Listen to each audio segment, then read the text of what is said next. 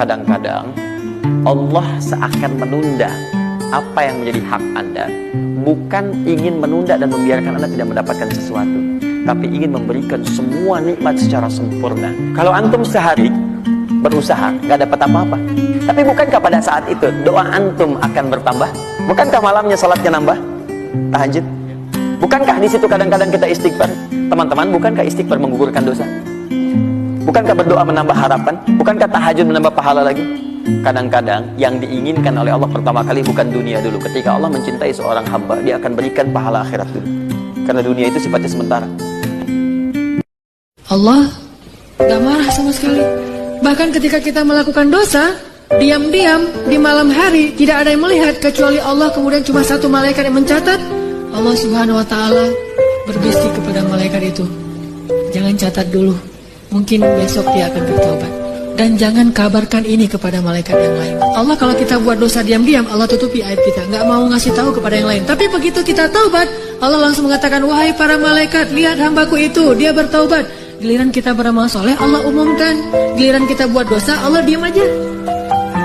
Allah kasih masalah buat kita karena Allah pengen banget ngampunin dosa-dosa kita. Allah ngasih kita musibah karena Allah pengen banget ngelihat kita datang menangis, lalu Allah Subhanahu wa ta'ala akan menyambut kita dengan kasih sayangnya. Kalau Anda mulai merendahkan orang karena kemaksiatan dia di masa yang lalu, maka Anda akan diuji dengan kemaksiatan yang sama. Jadi Allah pengen ngelihat Anda kalau dikasih sesuatu hal yang sama, dikasih suatu kejadian yang sama, Anda bisa nggak sehebat yang Anda omongkan? Jadi jangan pernah menghina orang karena kemaksiatan dia. Nggak suka sama kemaksiatan dia, boleh, tapi jangan dihina. Nggak cocok sama kemaksiatan dia, nggak apa-apa, tapi tolong jangan dihina orang yang bermaksiat. Orang yang bermaksiat jangan dihina. Anda nggak suka sama maksiatnya boleh, tapi jangan orangnya, karena orangnya bisa berubah dan bisa jadi berubah lebih baik daripada Anda. Kalau ada yang berbuat dosa, nggak langsung dihukum sama Allah. Kita sering buat dosa, emangnya langsung dihukum? Enggak. Kadang-kadang memang Allah langsung negur, tapi bukan hukuman, karena kalau dihukum harusnya lebih dari itu. Kalau ditegur, karena kadang-kadang kita nggak sadar dengan cara-cara yang baik. Allah kasih sedikit, ada cemeti sedikit, biar kita dicambuk sedikit, ditoel dikit ya, biar kita sadar. Supaya apa? Biar kita sadar, biar dengan kesadaran itu kita menjadi lebih baik, lebih bermanfaat, lebih berkualitas hidupnya. Allah nggak langsung menghukum kita.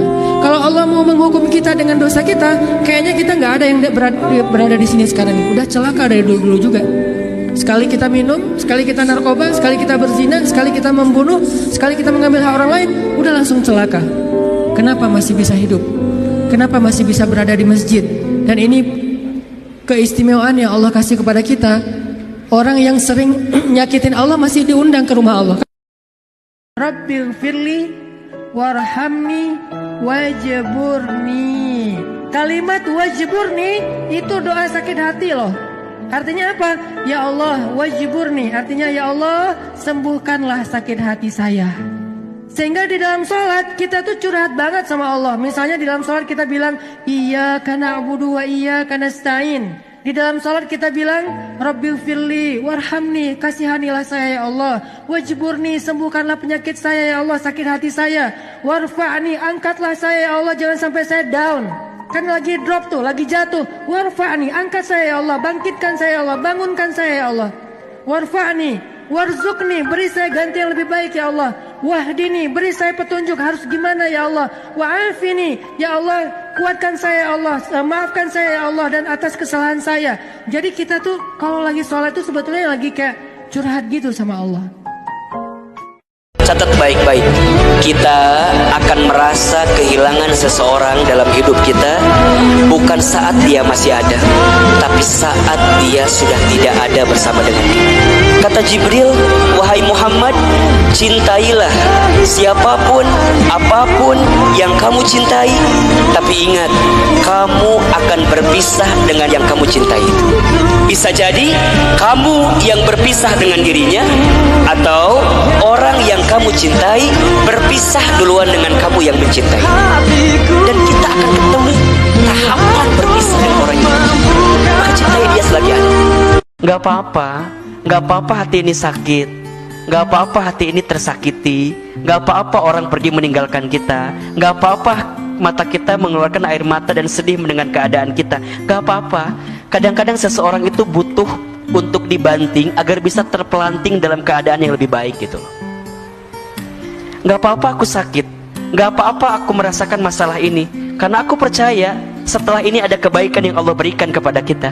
Fa inna ma'al usri yusra, inna ma'al usri yusra. Ada yang posting di sosmed lagi ngaji, kita ria nih, ini menjudge isi hati orang. Gimana kita tahu dia ria? Bisa aja sebaliknya, dia lagi syiar. Dia berharap dengan dia posting ngajinya bagus, orang lain jadi semangat untuk belajar membaca Al-Quran, dan dia pengen dapat pahala dari man sanna sunnatan hasanah. Siapa yang mencontohkan satu contoh yang baik? Kita yang menghakimi isi hatinya dengan kata-kata ria, malah nambah-nambah dosa, atau mentransfer pahala kita buat dia, kan rugi nih. Nah kalau ke Allah, Allah maha tahu. Wa asirru qawlakum aw jaharu bih innahu alimun bidzatis sudur. Allah tahu banget lah isi hati kalian.